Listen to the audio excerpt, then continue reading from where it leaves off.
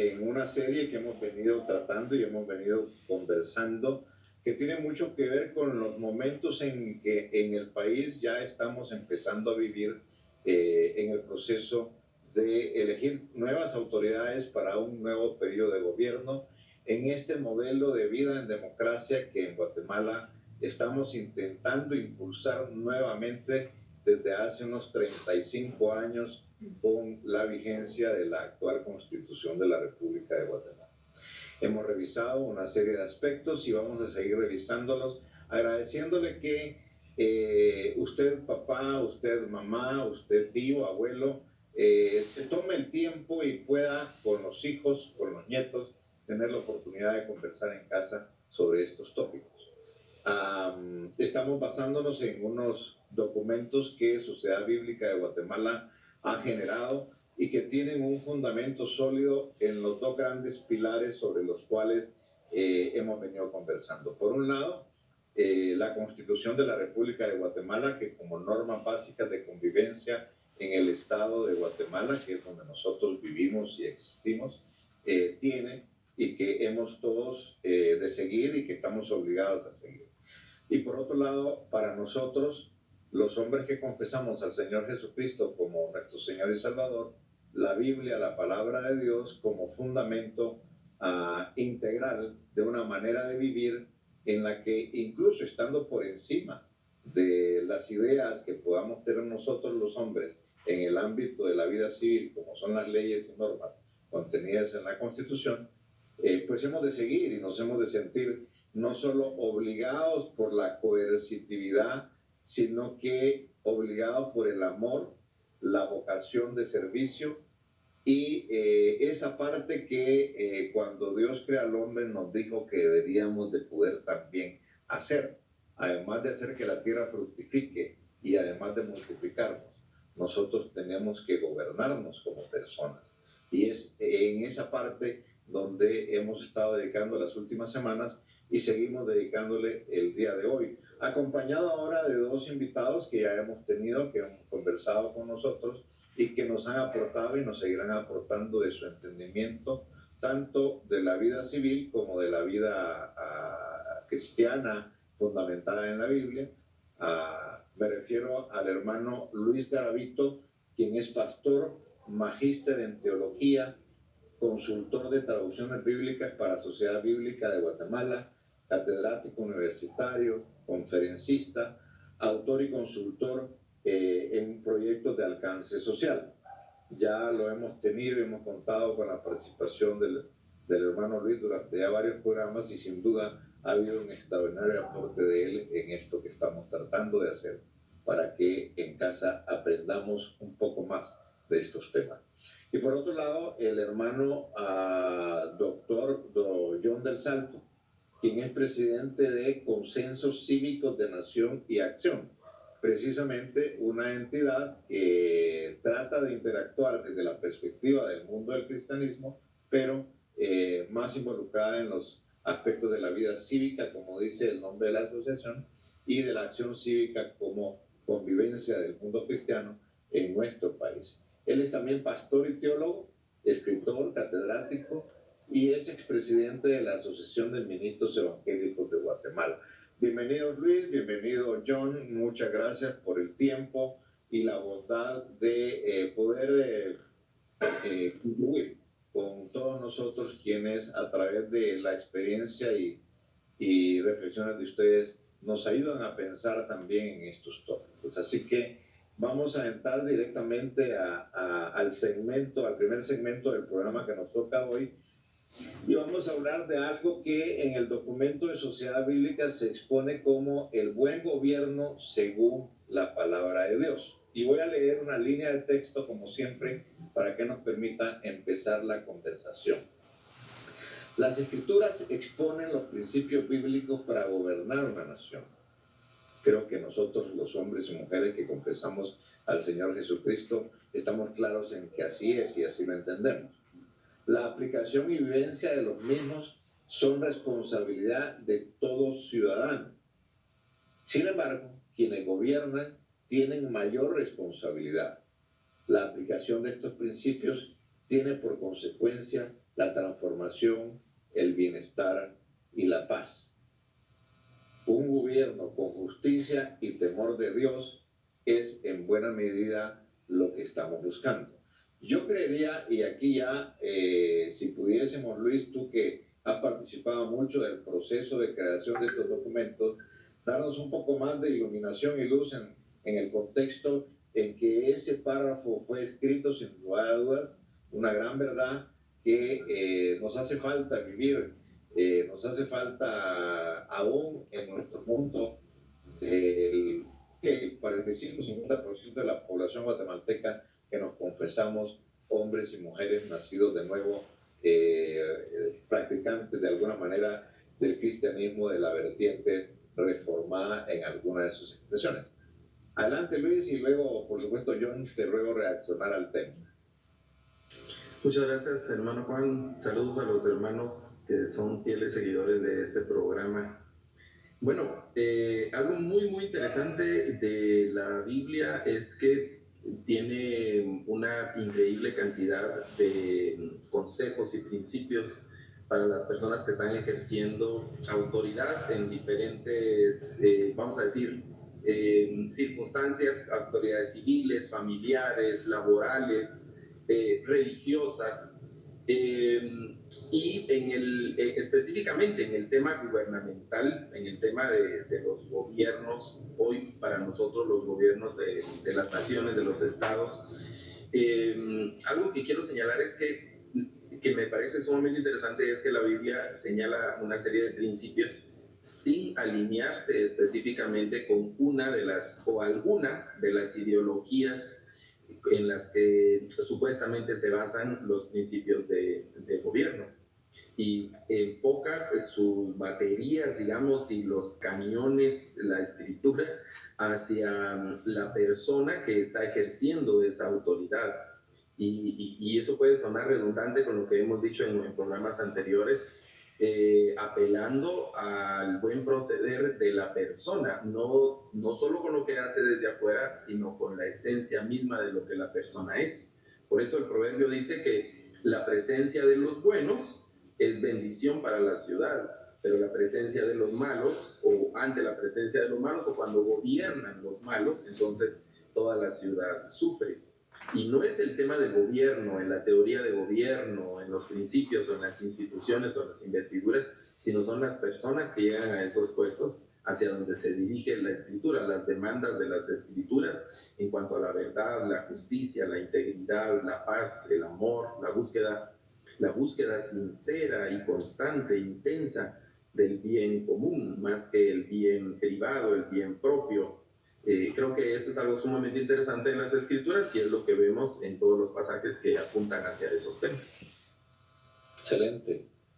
John, ¿cómo reaccionas tú a esta idea? Sobre todo, obviamente nosotros vivimos dentro de un modelo democrático que supone la búsqueda de ese bien común que Luis nos planteaba anteriormente y que de alguna manera, por supuesto, está contenido en las escrituras, porque en efecto yo coincido con ese pensamiento en el que en la palabra de Dios está precisamente la sabiduría de cómo nosotros los hombres, las personas, con un gobierno que pudiese ser sabio en el entendimiento de lo que vamos a ir viendo en el proceso del programa, vamos a encontrar, o por lo menos dirigido por personas sabias, diría, vamos a encontrar realmente más posibilidades de alcanzar esas utopías del bien común que también podemos percibir.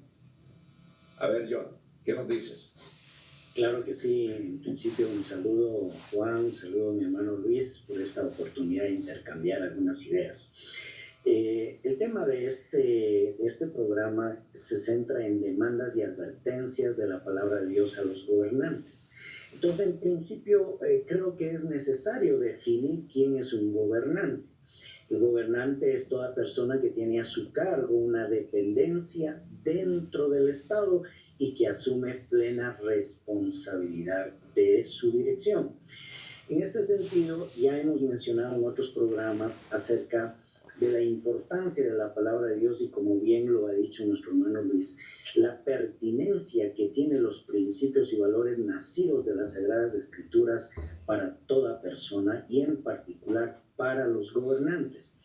Quisiera recalcar lo que tú, Juan, mencionaste al principio y hablaste de que la aplicación de estos principios tiene por consecuencia la transformación, el bienestar y la paz. Ese es el fin esencial que nace del corazón de Dios. Buscar la transformación humana, buscar la transformación de la familia, buscar la transformación de la nación, pero para buscar un bienestar completo.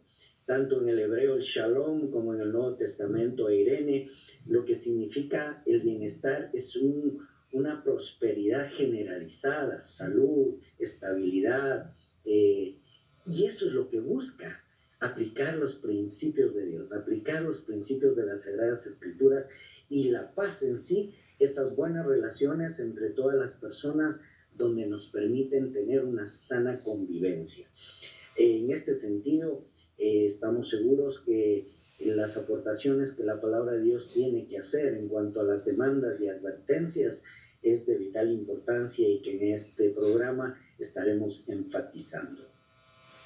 Gracias, John. Voy a pasarte la palabra, Luis, para comentar sobre precisamente una de las primeras escrituras que en el libro editado, publicado por Sociedad Bíblica nos establece. Dice: por lo tanto, escojan de cada tribu hombres sabios, inteligentes y experimentados, para que yo los ponga como jefes de ustedes. Y ustedes me respondieron: nos parece muy bien lo que propones. Entonces tomé de cada tribu de ustedes los hombres más sabios y experimentados, y les di autoridad sobre ustedes. A uno los puse a cargo de 1000 hombres, a otro a cargo de 100, y a otros de 50, a otros de 10, y a otros los puse a cargo de cada tribu. Eso está escrito en Deuteronomio 1, del 13 al 15. O sea, ahí hay como un modelo, digamos, en el cual supone que Dios nos dio esta orientación de la escogencia de hombres sabios, inteligentes y experimentados. ¿Cómo encajamos eso en la realidad de nuestras vidas en estos tiempos y de cara precisamente a un proceso que estamos empezando a experimentar en Guatemala, que de alguna manera se antoja va a ser un poquito difícil? Adelante, Luis. Un par de minutos para iniciar esta conversación, esta parte. Sí, gracias. Yo creo que hay que tener el entendimiento de que las circunstancias culturales, sociales y políticas en las que ocurren los eventos del Antiguo Testamento y algunos de estos versículos que estamos citando difieren del momento en el que nosotros estamos y la organización en la que las organizaciones políticas y electorales con las que se designan a nuestras principales autoridades. En aquel tiempo fue una designación basada en esos criterios, ¿no? Como cuando se eligen los diáconos en el libro de los Hechos, hubo personas que llenaron los requisitos que se pidieron, que se necesitaron, que se establecieron en general para que pudieran atender las mesas y tomar esa función. Igual en el pasaje del Antiguo Testamento, donde se designan príncipes de cada tribu con esos criterios, es decir, hay un perfil. Nosotros tenemos en nuestro sistema político, en Guatemala tenemos un sistema, vamos a decir que en teoría debería de funcionar muy bien, pero lamentablemente pues no tenemos mucha representatividad. Vamos a decir que las famosas bases de nuestros partidos políticos han sido copadas o compradas con otro tipo de intereses y otro tipo de forma, porque en una democracia sana, como está en la teoría, serían las bases las que promuevan esos perfiles en una competencia legítima, digamos, atendiendo esos criterios. Nosotros también tenemos perfiles mínimos, pero al final son algunos de esos perfiles para la elección y la propuesta de nuestras autoridades. ¿Qué es lo que está ahí como un ideal?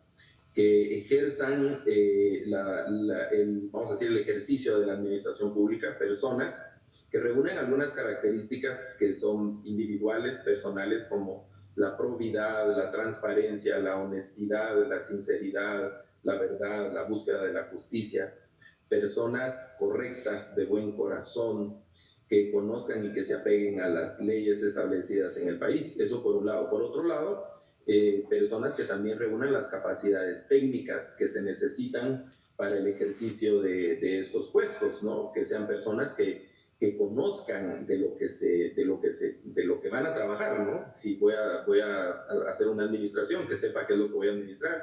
Si tengo, no sé, un puesto en alguno de los ministerios, secretarías, lo que sea, que yo tenga las capacidades adecuadas, los créditos y el respaldo de la experiencia y los conocimientos adecuados para que lo pueda llevar a cabo.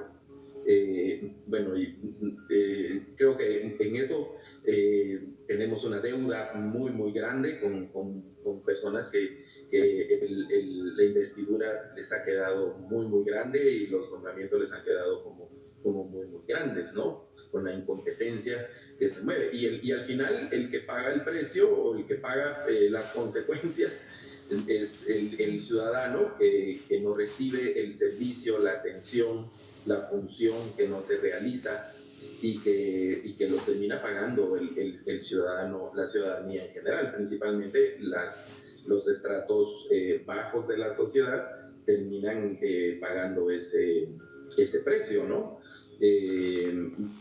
Por ese tipo de cosas, ¿no? Entonces, aunque hay un ideal y una exigencia de un perfil que se esperaría de los gobernantes, la escritura nos propone esos perfiles, ¿no? De altura, de un estándar muy, muy alto, es una gran exigencia, y eso es digamos que está bien. El dicho popular dice: el que quiere celeste, pues que le cueste, ¿verdad?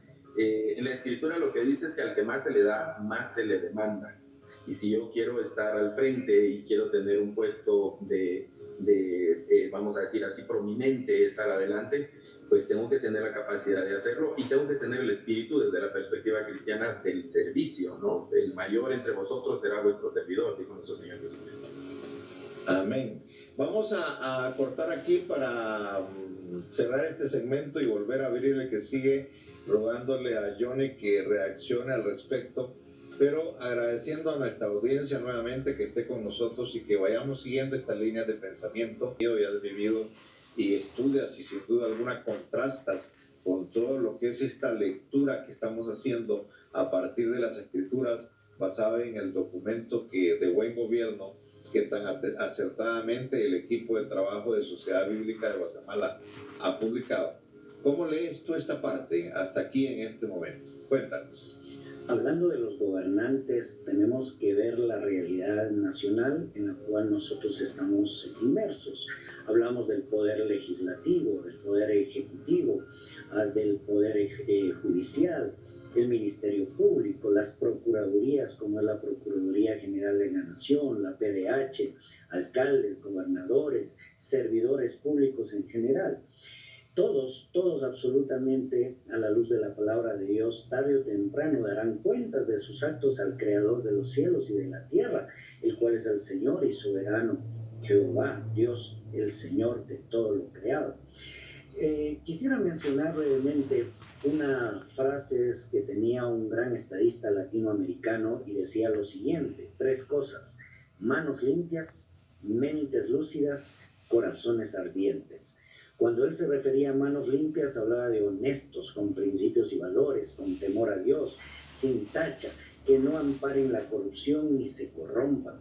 Cuando él hablaba de mentes lúcidas, hablaba de gobernantes preparados, que conozcan las necesidades y soluciones de los gobernados, sencillos, proactivos, facilitadores, que no se enseñoreen, sino que entiendan lo que bien decía nuestro hermano Luis, que sean servidores. Así dice en Romanos capítulo 13, son servidores de Dios. Pero la ley que nos rige en Guatemala también los pone como servidores públicos. Esto es, tanto los funcionarios como los empleados. Y esto es necesario aclarar y dar a conocer a la población. Los funcionarios son los máximos líderes de las instancias del Estado. Los empleados es todo trabajador que está en el Estado. En este sentido, todos, absolutamente todos, tienen que encarnar este valor fundamental que se llama servir a la nación, servir a quienes les estamos pagando como pueblo, servir a las personas necesitadas, tener esa actitud de servir y hacer lo mejor para que las personas estén satisfechas en cuanto a sus requerimientos. De hecho, la palabra de Dios es muy asertiva cuando, por ejemplo, en Jeremías 22:13 dice esto: ay del que edifica su casa sin justicia y sus salas sin equidad, sirviéndose de su prójimo de balde y no dándole el salario de su trabajo. Esta pequeña palabrita, ay, es una palabrita profética de sentencia, de juicio. De ahí que en el libro del Apocalipsis, de las Revelaciones, utiliza mucho esta palabrita, ay de esto, ay de vosotros. Es que Dios va a reaccionar a su debido tiempo como Señor de señores, como el máximo gobernante, a pedir cuentas de aquellos que no han cumplido con los propósitos de Dios. Así es que aquí hay una enorme responsabilidad, mi estimado Juan. Ahí es donde hay que entenderlo precisamente y es parte de lo que quizás nos cuesta. Bueno, nos cuesta probablemente hasta en nuestras propias familias entender esa parte en donde el gobernar una familia requiere de la sabiduría de Dios, el amor y el temor a Dios, que es esencialmente el principio de la sabiduría, como lo dice la palabra de Dios. Luis, yo voy a traer acá una escritura que también está en el documento de Sociedad Bíblica de Guatemala y que se refiere a un ámbito que ya tocaba precisamente John anteriormente y que ya hemos hablado en capítulos anteriores, que es el tema de justicia. Dice: todo Israel se enteró de la sentencia con que el rey había resuelto el pleito y sintieron respeto por él, porque vieron que Dios le había dado sabiduría para administrar justicia. Eso está en Primera Reyes de 3:28. O sea, la preeminencia que aparentemente, según percibo en la palabra de Dios, tiene la aplicación de justicia, es sin duda alguna muy relevante en la historia de Israel, en la historia del pueblo de Dios y en las historias bíblicas. Que es una parte en donde probablemente nosotros estemos en deuda desde el punto de vista de nuestra valoración en este mundo de la democracia nuestra, la valoración de la impartición de justicia en el país. De hecho, hoy tenemos cortes que están de facto fungiendo todavía como jueces. Después de más de 2 años entiendo de que debieron haber, que cumplieron un plazo para el cual fueron nombradas y que después de 2 años continúan ahí. De hecho, acabo de ver que una magistrada muy reconocida por su honorabilidad, de las pocas probablemente, pues renunció por razones de enfermedad. Pero bueno, ¿cómo ves tú esta parte, Luis, de la justicia, de la aplicación de justicia? Porque lo que dice acá, para mí es obvio y es muy claro. O sea, sintieron respeto por él porque vieron que Dios le había dado sabiduría para administrar justicia. O sea, cuando se da una sentencia que está en orden a la aplicación de justicia, se provoca, sin duda alguna, un sentimiento y una reacción de una vivencia mucho más ajustada a las recomendaciones que Dios da para los gobernantes. ¿Qué nos dices, Luis? Bueno, algunos pasajes. Creo que estaba leyendo, hermano Juan, lo del caso de Salomón, con aquellas, el caso paradigmático de Salomón con aquellas mujeres que se peleaban por un niño y que él lo iba a partir, y bueno, y el asunto resultó en eso, ¿no? En que la gente tuvo confianza y temor por las decisiones sabias de Salomón. Yo quiero citar otro caso de las Escrituras un poco más adelante en la historia, en el libro de los Reyes, el caso de la famosa viña de Nabot, que ocurre en la administración de uno de los más nefastos reyes de Israel, Acab. La viña de Nabot es un ejemplo terrible de una malísima administración de justicia y la, vamos a decir, alteración de todo el debido proceso de aquel tiempo. Nabot no quiso vender su viña al rey, y el rey en una serie de maniobras malévolas, oscuras, hace un juicio, levantan una acusación falsa contra Nabot, hay testigos falsos, lo llevan ante los ancianos de la ciudad de Nabot, que se suponía tenían que juzgar correctamente, y ellos tuercen el derecho de Nabot, le expropian la viña a Nabot, su terreno a Nabot, matan a Nabot, y es un final trágico, atroz. Y yo me pongo a pensar, y ese es uno de los casos que se ponen en uno de estos textos que ha publicado la Sociedad Bíblica. ¿Qué confianza podía tener la gente que después de Nabot tenían que ir a ventilar sus casos ante esos ancianos? Es decir, se pierde toda la confianza, se pierde la paz, la armonía y la tranquilidad. Esto es precisamente lo que dice Eclesiastés capítulo 8, cuando menciona en el verso 10 y 11 por ahí, que la obra, el castigo en contra de una obra mala no se ejecuta enseguida, entonces el corazón de los hombres, dice la Reina Valera, se inclina constantemente hacia el mal.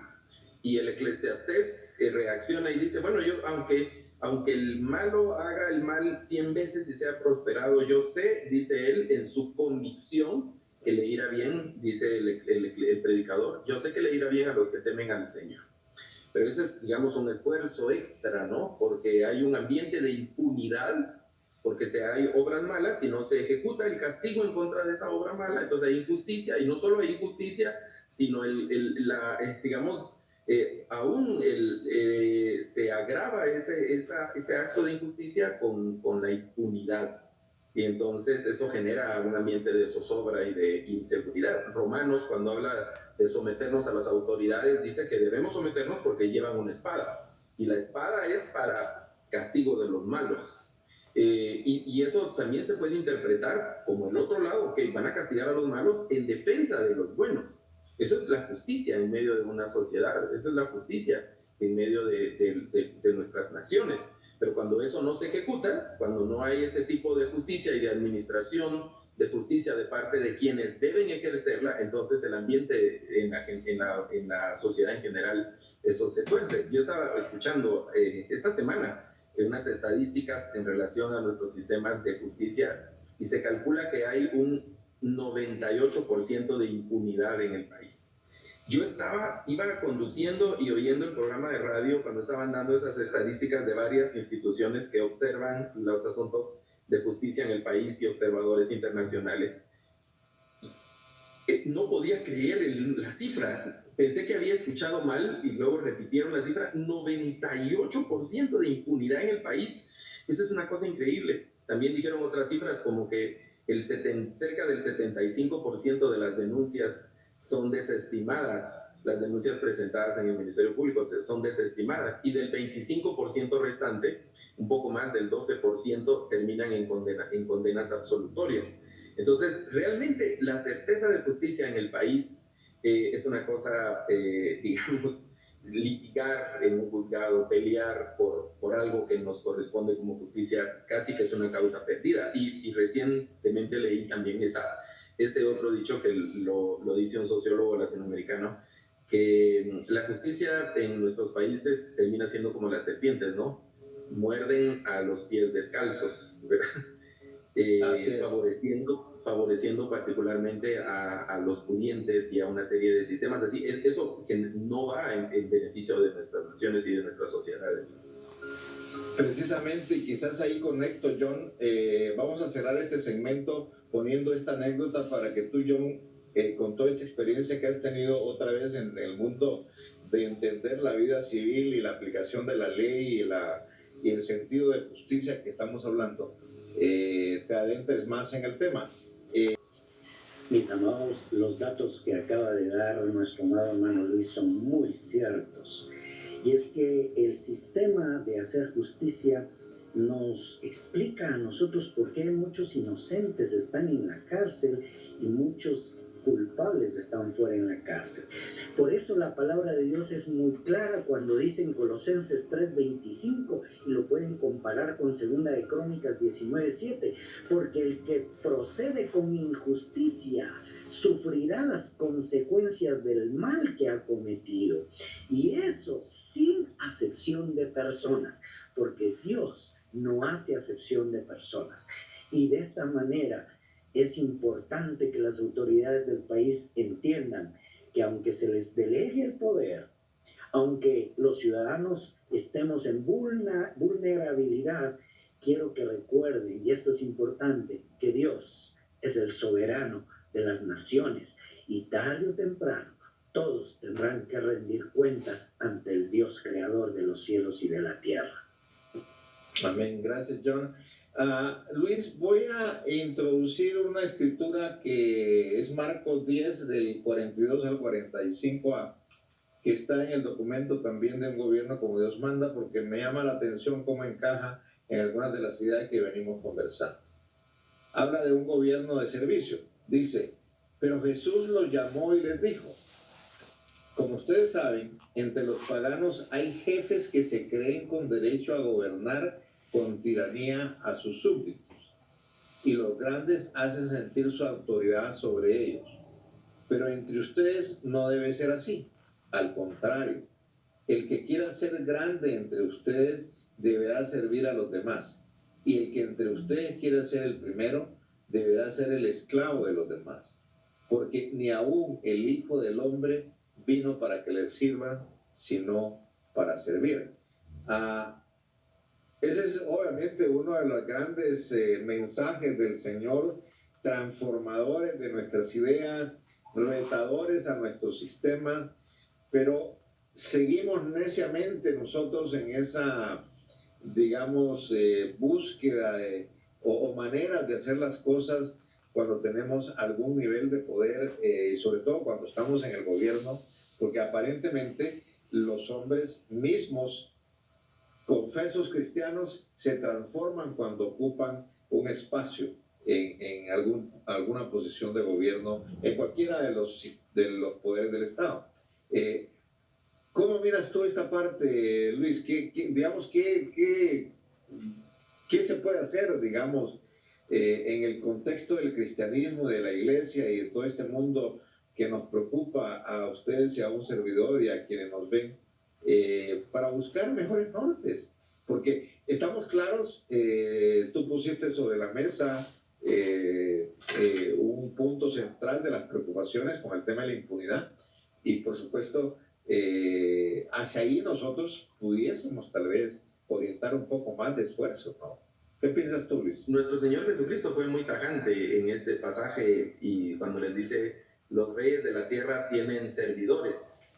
Por eso Él establece ese contraste, pero entre ustedes no será así. Entre ustedes va a ser diferente. Ese entre ustedes es entre el pueblo del Señor. Tristemente, lo que vemos de la naturaleza humana es que se inclina hacia el dominio, se inclina hacia la tiranía y una serie de cosas, y de ahí es que se ha acuñado aquel dicho popular también que se comprueba una y otra vez, que el poder corrompe y el poder absoluto corrompe absolutamente. Hay otro que tiene que ver con esa misma temática que dice, ¿quieres conocer verdaderamente a un hombre? Dale poder. Hacia ahí va una exhortación muy fuerte para todos los hermanos que participan trabajando en alguna dependencia del Estado, cualquiera que sea su posición. Tal vez no están en los altos puestos de los diferentes ministerios, de las municipalidades, etcétera, pero sí son trabajadores, están ahí en una planilla, en algún renglón aparece su nombre y devengan algo del Estado. Deben ser conscientes de eso y ser no perder esa actitud de servicio que merece. Es muy bonito encontrar en la calle un policía gentil, encontrar en una oficina una persona que se preocupa por nuestra gestión y que la agiliza y que uno ve que le está echando ganas y que le está poniendo interés, pero es muy raro. Es un asunto como muy raro, ¿no? Entonces, la preconcepción que tenemos del servidor público es una persona que en lugar de sentirse como al servicio de la población, el criterio es como que los ciudadanos están como para ponerse de alfombra y que todos tienen que pasar. Voy a poner una anécdota, ¿no? Yo vivo hacia el sur de la ciudad y cuando vengo a la ciudad tengo que madrugar mucho y estoy sufriendo en la Villalobos y en la Aguilar Batres, vengo ahí y por ahí está el carril exclusivo del Transmetro y luego pasan los vehículos, ¿verdad? Pues así, vehículos que a veces caravanas con sirenas abiertas de vehículos que probablemente, yo no sé, llevan algún funcionario o algo. Y yo algunas mañanas me he preguntado, ¿por qué me tengo que hacer a un lado, verdad? Un poco más, porque realmente es un ejercicio de imaginación creativa, tal vez, pero yo creo que en aras de aportar de alguna manera un pensamiento positivo, como lo dice en Isaías 1:17, dice, aprendan a hacer el bien, esfuércense en hacer lo que es justo, ayuden al oprimido, hagan justicia al huérfano, defiendan los derechos de la viuda. O sea, si nuestra comunidad cristiana, y voy a referirme 100% a la comunidad cristiana guatemalteca, del 50 o el 45% que hablamos de que pertenecemos a esta corriente de pensamiento de un cristianismo reformado, si nosotros tomáramos esas actitudes de servicio, de convivencia, de atención, por ejemplo, al mundo de las discapacidades, de otra manera de como lo hacemos, si nosotros sirviéramos más entre nosotros a los demás, Guatemala sería muy distinta. A ver, ayúdanos, John, a imaginarnos un poco más ese mundo. Pues permíteme imaginarme, si tuviéramos un ministro de salud cristiano, si tuviéramos un ministro de economía cristiano, si tuviéramos alcaldes cristianos transformados, convertidos en todo el sentido de la palabra, si tuviéramos un procurador de los derechos humanos, si tuviéramos un presidente cristiano pero convertido, entendido en la materia, si tuviéramos diputados de esta manera transformados por el Señor y que todos tuviéramos esta línea de interesarnos por hacer justicia, como tú lo dices, de amar al prójimo como a ti mismo, amar a Dios sobre todas las cosas, de atender al pobre y levantarlo y darle posibilidades para desarrollarse económicamente. Bueno, esto sería fantástico, pero empecemos con algo muy puntual. Ahora que estamos entrando al proceso electoral, ¿por qué no participamos todos los cristianos y asumimos nuestro deber y nuestra responsabilidad y nos empadronamos? Fíjense que según la información que tengo del Tribunal Supremo Electoral, el plazo último es el 25 de marzo para podernos empadronar. ¿Qué tal si empezamos por eso, cristianos? No es suficiente nacer en Guatemala y decir soy guatemalteco.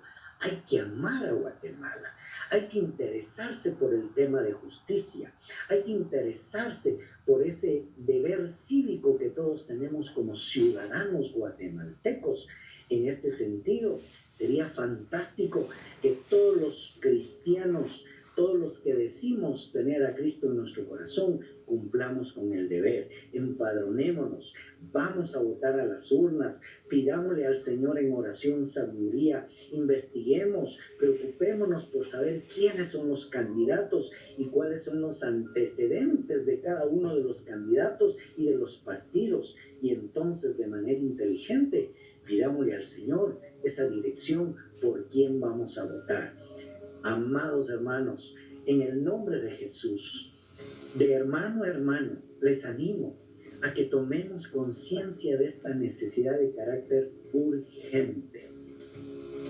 Gracias, John, gracias por ese cierre, de verdad.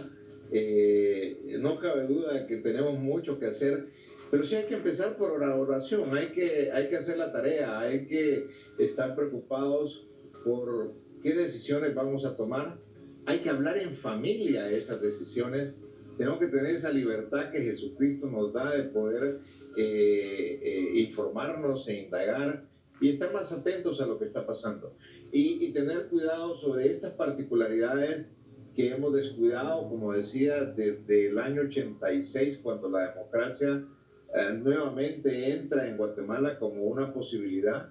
Hemos venido año con año en un deterioro fatal en el sistema de aplicación de justicia y que obviamente nos ha alcanzado a un nivel hoy de que vemos las cosas tremendamente difíciles y bien cuesta arriba.